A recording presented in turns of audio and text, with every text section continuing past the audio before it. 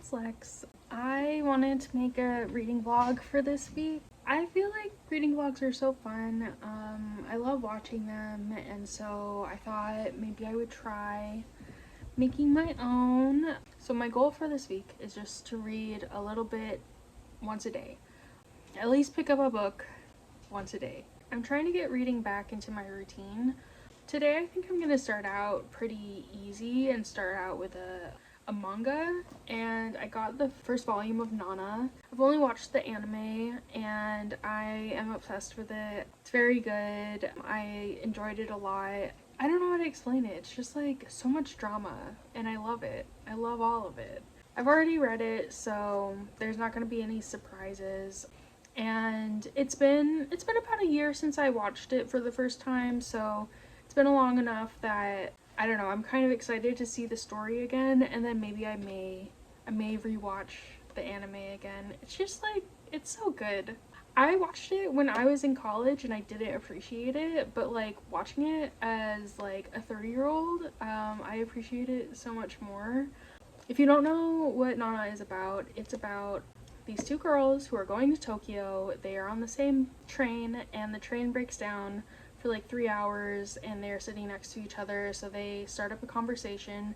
They find out both of them are named Nana, even though like they're both like very, very different. So there's Nana Komatsu, who is going to Tokyo to meet up with her boyfriend. She doesn't really have a ton of plans in her life. She's just kind of like following her heart, and following her heart usually gets her into a lot of trouble. And also she has like some baggage from like an inappropriate relationship, like from her youth. And yeah, she's just kind of figuring things out. Nana Osaki is the lead singer of a punk band. She has a troubled past as well. Like I can't remember for sure, but like her parents are not a big part of her life. She's kind of just had to like survive on her own. So she's like very gritty and very edgy. I wouldn't necessarily say they're complete opposites, they're very different. But yeah, and I think they're also supposed to be the same age as well, so they're like either early 20s or late teens. So I think this is gonna be really easy. I'm gonna start reading this right after I stop filming. You know, I think this is just a good way to like get over I think it can be intimidating to like start something like this. Also, I can't drink it right now because I've already had 3 cups of coffee, but I also wanted to show I got pumpkin spice coffee and I'm super excited to try it. It's from the Palestinian Coffee Company, where I usually get my pumpkin spice latte. I'm not going there anymore. And so I'm really excited to have an option. So very excited to get this. They also I bought one sticker, but they sent another one. So yeah, maybe tomorrow I will have a cup of coffee and read one of my many books. Right, well, I will get reading and I will update if, I don't know, I read something else. But yeah. Hey, so I didn't finish Nana yesterday, but I did start it, so that counts as reading. I actually ended up going to a movie yesterday, which was very fun. My husband and I like to go often, and we saw The Substance, and that movie is crazy, but it's so good. I hadn't even heard of it. I hadn't seen it advertised, so it was a good surprise. It's absurd. It's funny, I think I've mentioned a couple times the picture of Dorian Gray, and The Substance is essentially, I don't think it's officially like a Dorian Gray retelling, but it's very, very similar. So if you like the picture of Dorian Gray, go see The Substance. And just to give you a synopsis on it, The Substance is about, she's like a workout celebrity.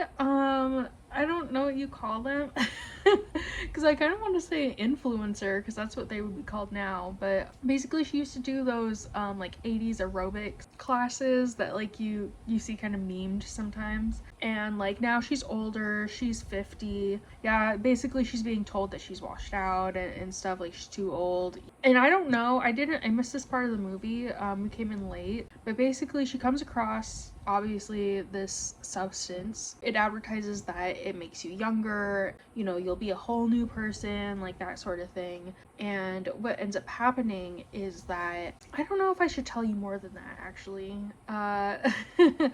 but craziness happens, and we go from there.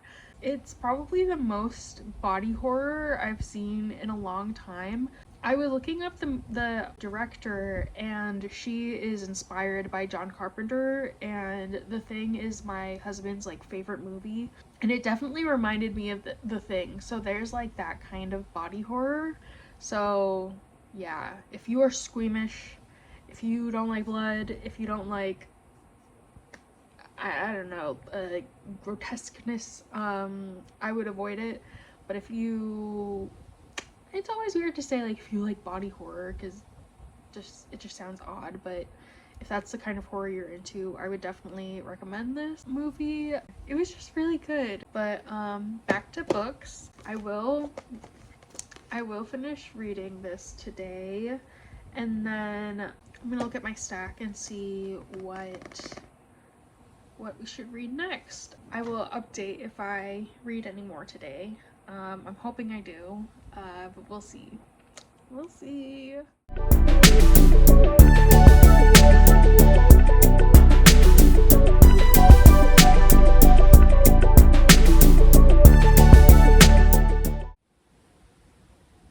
Hello. So I'm gonna stop saying that I'm gonna pick something else up because I haven't. We're now on Wednesday and I am still only reading Nana. I just like keep getting stuck. So where I am right now, the series starts with Nana Komatsu. She is breaking up with her boyfriend, well, kind of boyfriend, more like longtime hookup, her longtime hookup, and or he's breaking up with her because he's moving to Tokyo. And so she's super brokenhearted, but she's like 16, 17, like she's still in high school. So I don't know, reading this as an adult, I don't know. I'm not sure if she's supposed to be 18 at this point. I think she's like, you know what, let me see, let's see. I'm not sure. So when they're breaking up, it's like the day of her graduation. So let's say she's 18. I don't know how long they were dating, so, or hooking up, anywhere from 16 to 17, I'm guessing. So he breaks up with her in a very like shitty way too. Like he kind of is just like, oh yeah, it's been fun, and she's just like her heart is broken because she's a child. A theme throughout the series is that Nana Komatsu thinks that like she is cursed, and the joke is that like a demon lord is following her and basically cursing like everything she does. She's very confused about like what she's done wrong and like why she is like not enough for this grown adult man. Something she does throughout the series is that she's constantly trying to reinvent herself so she can be like the best version of herself, which isn't a bad thing, but the best version of herself that will attract, I guess, whoever her love interest is. At this age, I think that's really relatable. It's hard to, like, it's kind of embarrassing to like say, but like I do remember being in that mentality, and even though Nana Komatsu makes a lot of stupid decisions, I think she's actually really realistic for someone in their 20s. In a weird way, it is relatable. I'm reading this, I mean, from my point of view, I assume that the author is like, I don't know, also looking at this as like, this is a flawed thing, and I'm assuming that that is what's going on. I don't know. I'm curious about what Yazawa, like where they're coming at while telling this story. I feel like Nana is like condemning this relationship between her and this adult man, but I'm not sure. I'm not sure if I'm just being super biased. I'm like, yes, Yazawa thinks the same way that I do, but I think maybe I might be on the right track. After the breakup, Nana is kind of reevaluating like how her high school experience has gone, and she's talking about like how she falls in love so easily and how it's always been like older men, And like, just by that I mean like men in their 20s, and like that's obviously not old, but it is if you are a teenager. It's going through all these men, and she's like, I was in love with this guy and I was in love with that guy, and none of them were interested. I did all these things to make myself more interesting, more likable, but they were just like never interested. I tried to, you know, get into the same things that they were into, but obviously I'm thinking it's like, oh, because none of those guys were creeps. None of those guys were creepy men, until she meets what's his name, I don't know, creepy old man. He's supposed to be like 28 too, so like he's got like over 10 years on her, and he's also married, so like obviously this guy sucks and he's the worst. But yeah, I'm just reading and I don't know, I got stuck on that because I'm just thinking like, like this is I'm having a hard time explaining like what I'm thinking. I sympathize and empathize a lot with Nana Komatsu and like her struggle. Now that I'm older, I just like, I have no tolerance for it. Like, there is no reason. You like, I think I'm fine with an age gap. I mean, this is clearly like, it is a 28-year-old with a 16 to 18-year-old, and like, look, that's stupid. Don't do that. That's gross. What I'm saying is like, I am not necessarily against an age gap. I just think the younger person has to be at least 25. I think that's my rule. I think that makes sense. I think that's fair. But yeah, if they're younger than that, then it's just like, what are you doing? Nanakomatsu is a frustrating character, but you also like really feel for her and want her to like do better, and like, I don't know, she's so optimistic and so sweet. It's just like, I just want you to be happy. Can you make good decisions, please? But also, it's not her fault, because it's just like, you're a child. The adult in the situation should be the one who is not being a creep, so that's not her fault. I don't know, it just really explores like this like feeling of like needing to like lose yourself in another person romantically, and just like how toxic that is. I really do enjoy this, but it's just like, oh, it makes me so sad. So I may have to switch to something else, because I don't know, I'm just in a place where like I can't handle any sadness right now. I apparently can handle body horror, but not the problems of a young woman.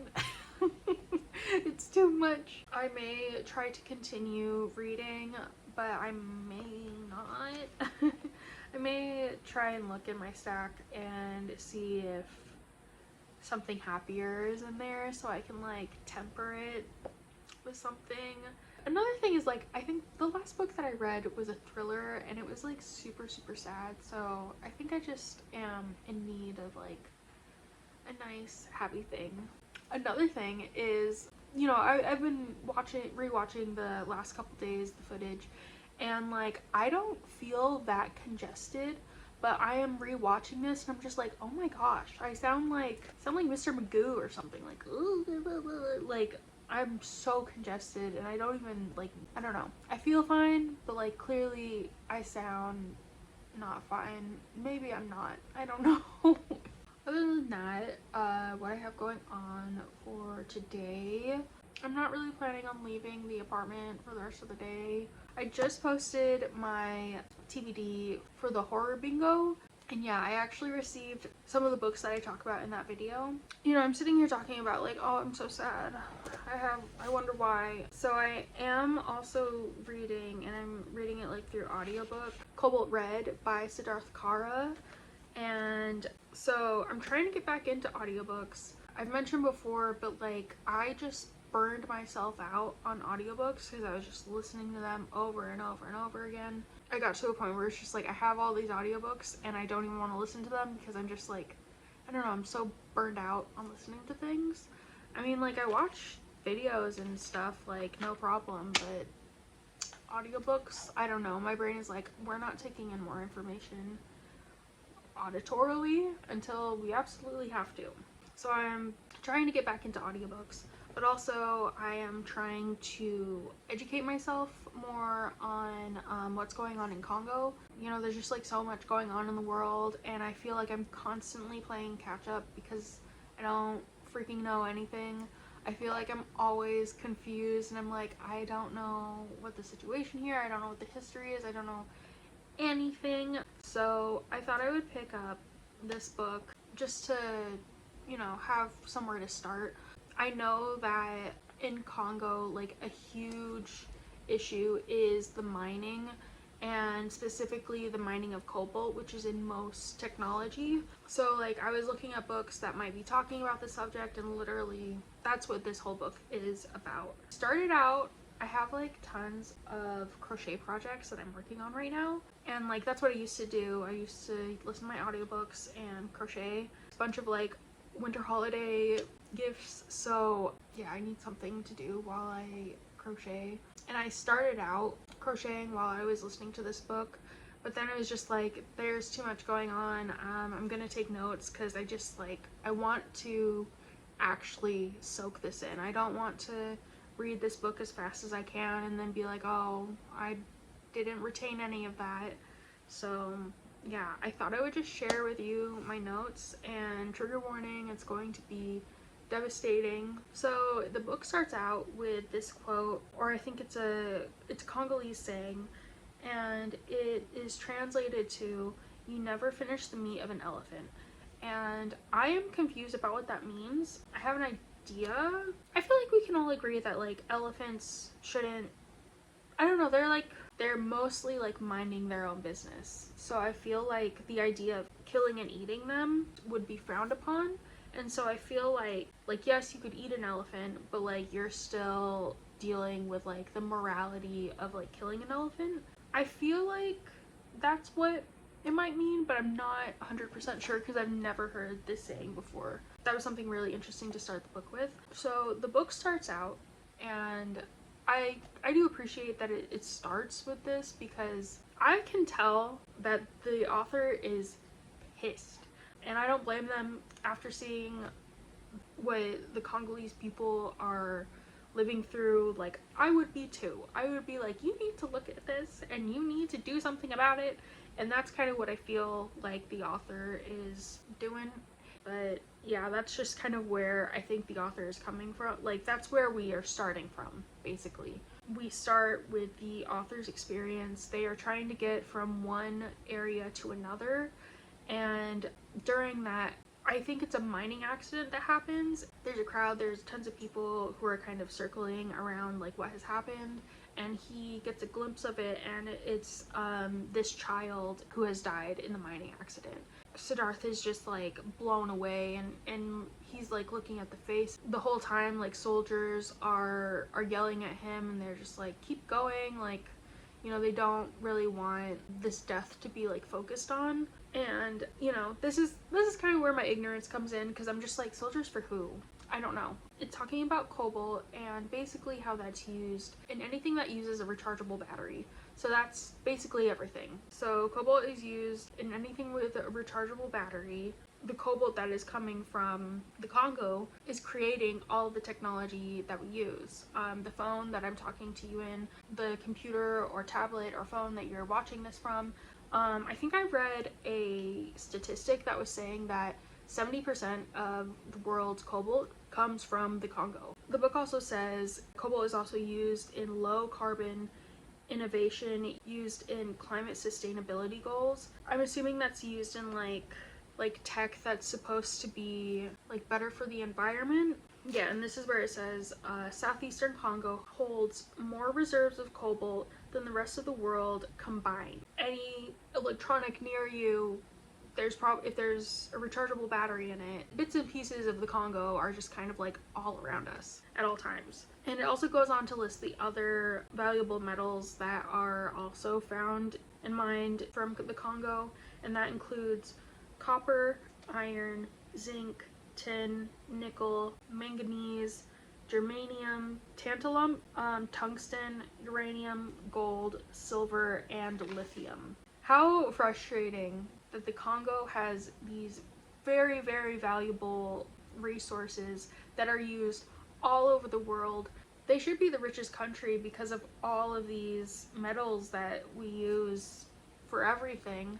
And you know, most of their people are like displaced, and trafficked, and I don't know. How frustrating. And then it goes on to talk about King Leopold II. I can't remember if it said that he reigned from 1895 to 1908. No, I think he did. I think that was his reign. But basically goes on to talk about how he plundered the Congo for ivory and rubber. And during his reign, 13 million people died. 13 million died. And I'm also going to show more ignorance, but like, I don't fucking know who King Leopold is. I don't know who King Leopold I was, and I don't know who King Leopold II was. Where is he from?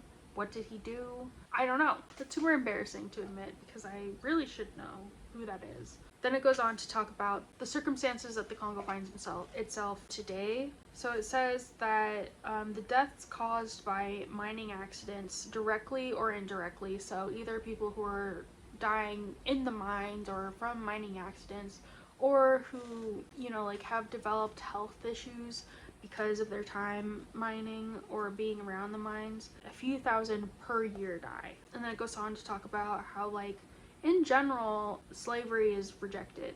Obviously, slavery is bad. I think we like to think that we've come so far, and in some ways we have, but like, it's not like far enough, especially if this is like still happening. And then it goes on to talk about these big tech companies and how they all have language in there. And I'm sorry, I'm not a contract person either. I'm not a legal person, but it's either their agreements or their contracts. Basically have language that talks about being responsible and ethical in the sourcing of their materials, and yet they are making their products using resources from the Congo which are not ethically or responsibly sourced, that are being mined through like essentially slave labor, if not just straight up slave labor. I'm pretty sure it's just straight up slave labor. And also how it has language that denounces slave labor and child labor despite getting resources through that way.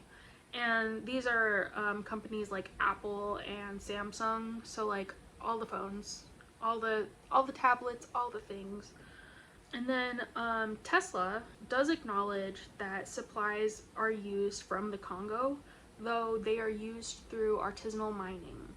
And the book has a little tidbit where it talks about artisanal mining. People are using rudimentary tools and going into environments that are hazardous for its workers, and there are no formal contracts for its employees, so there is nothing to ensure that the employees are not being taken advantage of. It also goes on to talk about a lot of the mining of these materials go towards renewable energy, which is supposed to be good for the environment. But to even get these materials, it is bad for the environment the way that it is mined. It's bad for the earth, it's bad for the people. It's a lose-lose. It also goes on to talk about COVID-19 and how the Congo during that time, during 2020, was not assessed. So we have no idea how the Congo was affected. I mean, like, it could have only been bad. Like, you have a extremely contagious and devastating disease running rampant, and like, you have these people who are all mining. It's not like you can distance. And also how during that time there was a huge demand for tech because people were sheltering in place and working from home, and so there was a boom in the demand for electronics, even though the demand for electronics was already huge. And then it also goes on to talk about any accounts that are within this book. Like, every person that gave their account was in fear of even speaking to the author, and basically there's huge personal risk for the people who have spoken out. So even the creation of this book, like, there was a huge cost that was paid for, again, by the people of Congo. And also talks about, very briefly, in the 1960s there was a democratic and anti-colonial movement led by Lumumba. Seems like he didn't want people to live the way that they were living. And I'm getting all this information from the book. I've never heard of this person, unfortunately, but apparently Belgium, the UN, and the US did not like what he was doing, and so they rejected the movement, attempted to assassinate him, and propped up a dictator named Mobutu. And Mobutu profited from what was happening in the country. I thought that was the first chapter, but that's kind of like the prologue.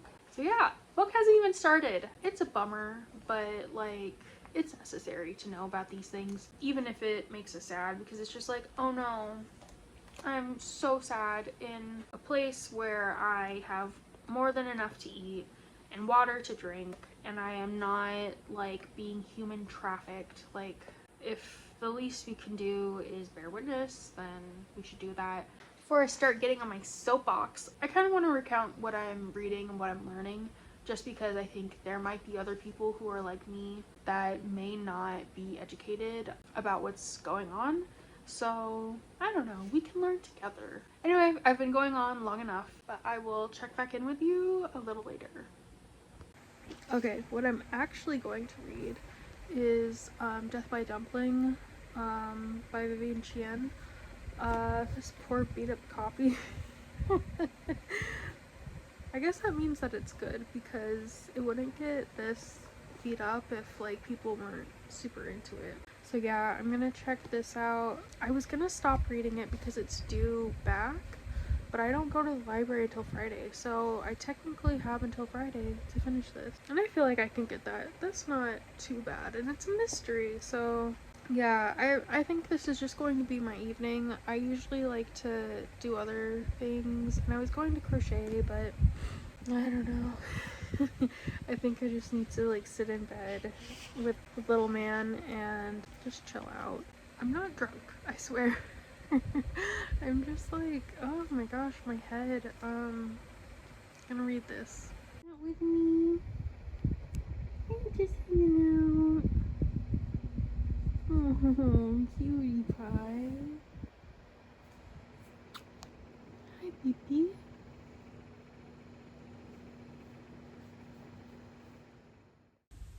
So I'm in chapter 2,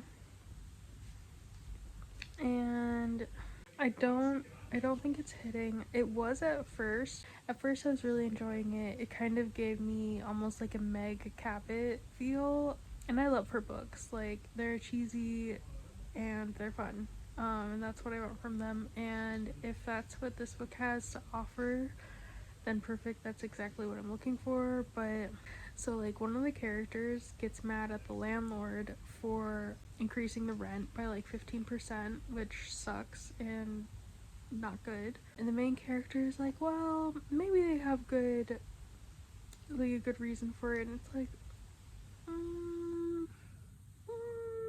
and then I don't know, there's a line that I read in chapter 2, and I'm just like, I'll finish chapter 2, I'll get to chapter 3, and then I'll reevaluate how I feel, but like, I don't know, I may just try something else entirely.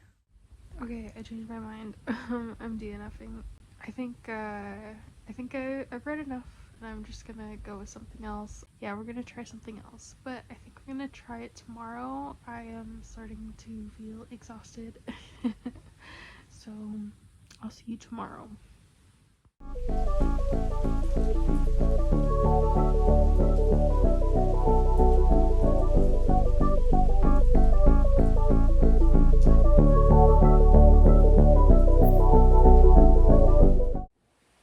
I've been sitting here just talking to myself, and I didn't realize I hadn't pressed record, so that's fine. It's fine. Just one of those weeks. So Nana is bumming me out. Cobalt Red is just devastating in general, and Death by Dumpling did not work out. So I'm going to just try an audiobook. It's basically the end of October. November is in, what, like 2 weeks? So I am panicking because I have so many holiday gifts that I decided to hand make, because why not?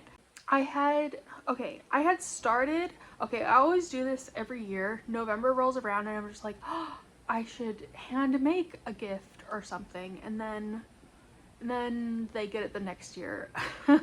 So I was really good this year, and I started early. I started a lot of these projects in January. So it's just like so frustrating that I went and sabotaged myself. And you know, if I had just committed to like a couple blankets, that would have been fine, but I think I committed myself to like 19 for the year, which is just so smart of me. Yeah, so we're gonna do an audiobook, we're gonna relax, and I'm gonna crochet. Yeah, it'll be fine. I just need to like really focus on making these and making sure they come out. And I may switch over to like watching some more booktube videos. I've been having a really nice time. I watched Aaron Bookish's and Booked and Busy's video, and they're doing Booked and Busy just did end of the year reading wrap up, or not reading wrap up, but like end of the year book tag. And when I saw the video, I was just like, it's way too early, but it's like, no, November is in less than 2 weeks, so it's fine. Just panicking, just a little bit. I'll update you on how I'm enjoying this audiobook, hopefully a lot, and yeah, just get to work on all of these projects. It's fine, it'll be fine. Okay, I don't know why I ever think I'm gonna read when I drink, because I'm not gonna read. I'm gonna play video games. But yeah, I started the Daughter of the Moon Goddess and I'm really enjoying it so far, actually. I had forgotten that I had read somewhere that that the show is based off of Sailor Moon a little bit. I love Sailor Moon. So another thing is, I knew that it was about the moon goddess, but for some reason I didn't think Chang'e, but that makes a lot of sense. Honestly, they just said moon goddess and I was like, okay, you don't have to explain any further. I'm a little bit familiar with Chang'e. I took Chinese in high school, so we talked a little bit about I think it's like harvest holiday. I'm not sure now that I'm saying it, but I'm a little familiar. But yeah, I'm gonna go play video games and we'll read tomorrow.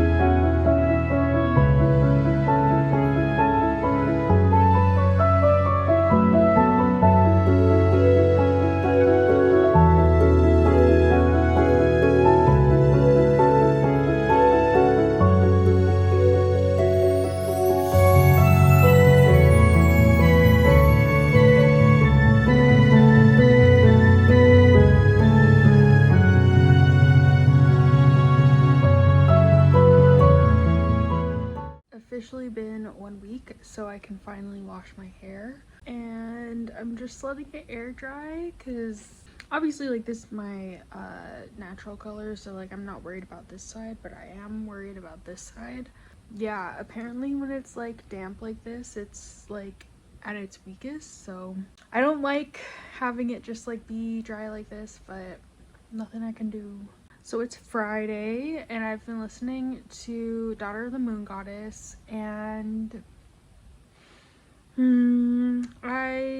there's something here, and I think like it could be really good. It's just, I don't know what it is about like some fantasy where, I don't know, they want to speed run through like the exposition. I understand that getting into the part of the story where, I don't know, things are happening, like obviously that's fun and fun to read, but I feel like I've read books that have done exposition really well, and so like now I'm so picky about it. I'm in chapter, I think like 7. So we've had the main character like be ousted from her home, and then she has to look for a job, and so she finds a job working for this lady of the court. I'm not sure what she's called, I forgot. And then she meets the prince. The prince really likes her. There are these trials to be the prince's like learning companion, and then goes through trials, and now she is the prince's learning companion. And that is just like so much in such a short amount of time. And I think there's at least a second book, so it's just like, I feel like there is so much time then, if there are 2 books, that we should be using all this exposition like as much as we can, if that makes any sense. If you're so eager to get to a point in the story, I don't understand why you don't just start there, and then we can have like some flashbacks or something to some exposition-y stuff, so you can be like, you know, you can have your cake and eat it too. Because like when the exposition is just like fast forwarded, like it really, really bothers me. It doesn't have to be Lord of the Rings, but I think a book that does it really well, and a series that does exposition very well without having it feel, in my opinion, like it's just rushing through everything.